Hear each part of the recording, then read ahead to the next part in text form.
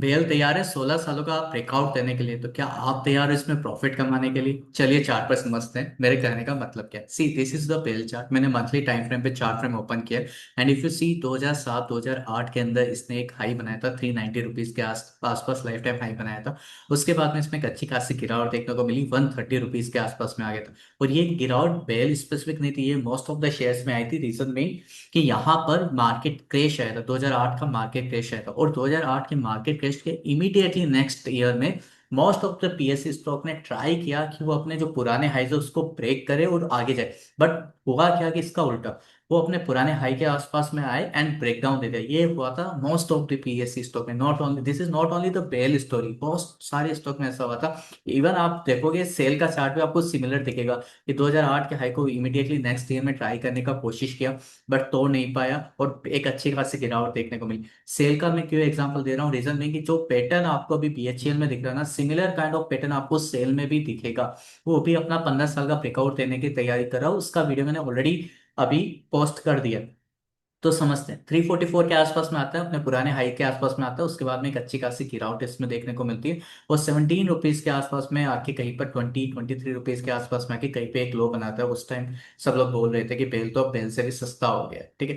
तो उसके बाद में एक अच्छी खासी जर्नी स्टार्ट होती है जब लोग इग्नोर करना शुरू कर देते हैं। तो फंडामेंटली या हम लोग बोल सकते हैं कि जहां पर ग्रोथ है, फ्यूचर पर्सपेक्टिव है, वहां पर ऐसी जब लाइंस स्टार्ट हो जाती है तो ग्रोथ स्टार्ट होती है। एंड वहां पर यहाँ पर आप देखोगे कि अच्छा खासा ब्रेकआउट है।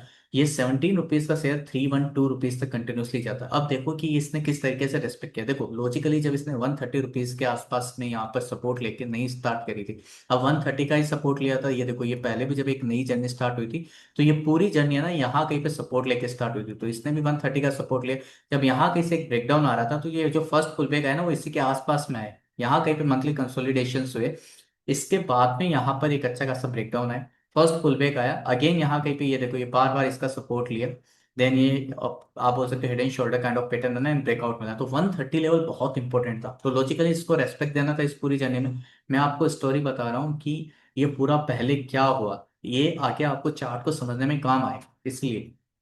तो 130 को इसने रेस्पेक्ट दिया और उसके बाद में ये देखो पूरे लेवल पे आया, 130 को रेस्पेक्ट दिया 2 महीने तक।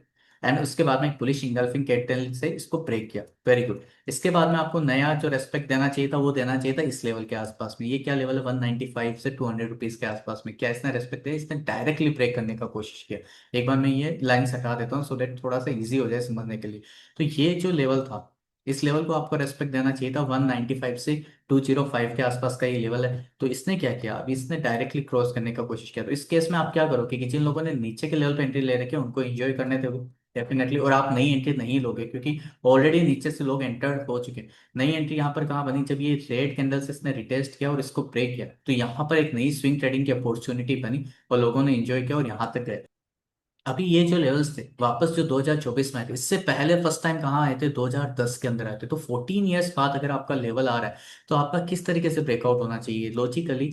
या तो आपका ये सपोज ये 2010 का लेवल है और ये 2014 का लेवल है, अगर आप सिमिलर लेवल पे आ रहे हो तो या तो आप नीचे कंसोलिडेशन करके ब्रेकआउट दोगे, या आपने हल्का सा ब्रेकआउट दिया तो यहाँ कहीं पे कंसोलिडेशन करके फिर बड़ा ब्रेकआउट दोगे। बट ऐसा कुछ हुआ नहीं, यहाँ कहीं पे आया कंसोलिडेशन करने का कोशिश किया बट यहाँ से अच्छा खासा फिजल आउट हो गया ये। और ये करेक्शन है, ये एक अच्छा खासा आप बोल सकते हो कि डाउन साइड देखने को मिली। ऑलमोस्ट ऑलमोस्ट शेयर ना आधा हो गया था, 50% डाउन साइड देखने को मिली। और जो अपने पुराना जो कहीं पर रेंज था कि मैं जो बोल रहा हूँ 195 से 200, उसी के कहीं पे आके अपना वापस रिटेस्टिंग किया। रिटेस्टिंग करके वापस एक फर्स्ट पुल बैक आया, this is called first pull back. ये फर्स्ट पुल बैक में हम लोग बाई करते हैं क्या, नहीं करते हैं, क्योंकि एक 40% 50% का अगर मार्केट में गिरावट आएगा, ओवरसोल्ड हो जाएगा कोई भी स्टॉक, तो वहां पर हम लोग बाई नहीं करेंगे वो फर्स्ट पुल बैक का। फर्स्ट पुल बैक को क्रॉस करेगा तो हम डेफिनेटली बाई करेंगे। तो यहाँ पर सेलर ने अच्छा खासा गिराया, बायर्स वापस लेकर आए फर्स्ट पुल बैक में।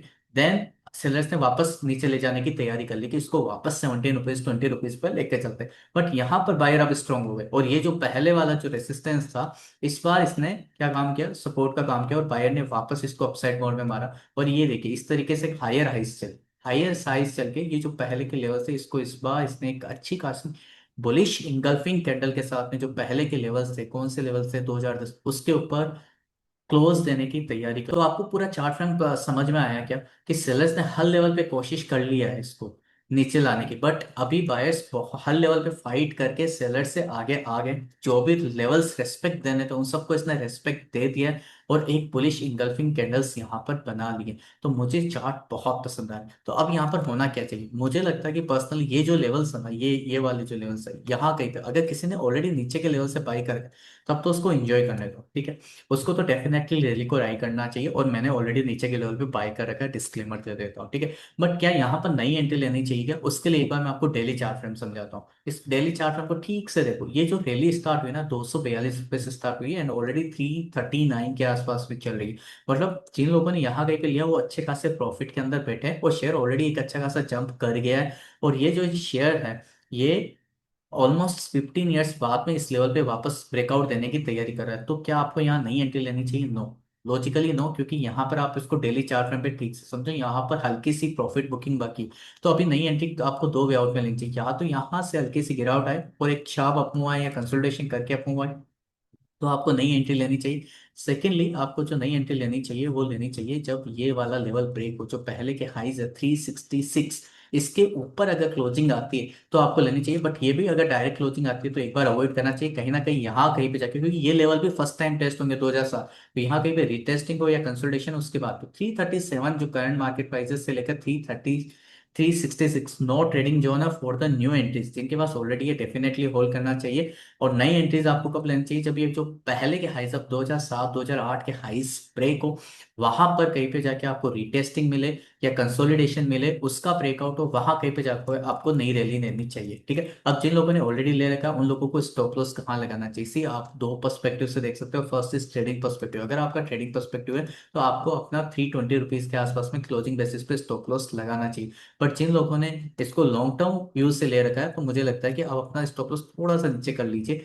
295 से 300 रुपीज के आसपास में लगाइए। हाई प्रोबेबिलिटी है, हाई चांसेस है कि जब 15 साल बाद में आया तो मजाक मस्ती करने नहीं आया, 10 20 50 रुपए का रिटर्न देने नहीं आया। टेक्निकली अगर बात करोगे ना, तो this is cup and this is handle, ठीक है। और कप एंड हैंडल पैटर्न का अगर आप टेक्निकली चार्ट फ्रेम देखते हो ना, टेक्निकली अगर आप इसके रिजल्ट एनालिसिस करते हो, टारगेट करते हो, तो जितना ये डीप होता है ना उतना बड़ा टारगेट होता है। तो लॉजिकली यहाँ से आप देखोगे ना, ये ऑलमोस्ट ऑलमोस्ट डबल हो जाता है, क्योंकि नीचे है वो 17 रुपीज है।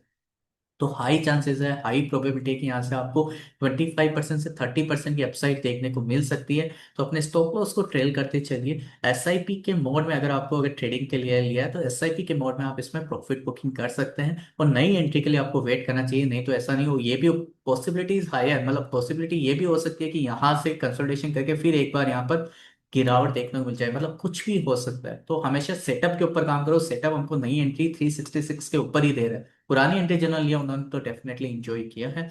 अगर आपको वीडियो समझ में आया हो, अच्छा लगा हो, do like share and subscribe the channel. Thank you for watching the video.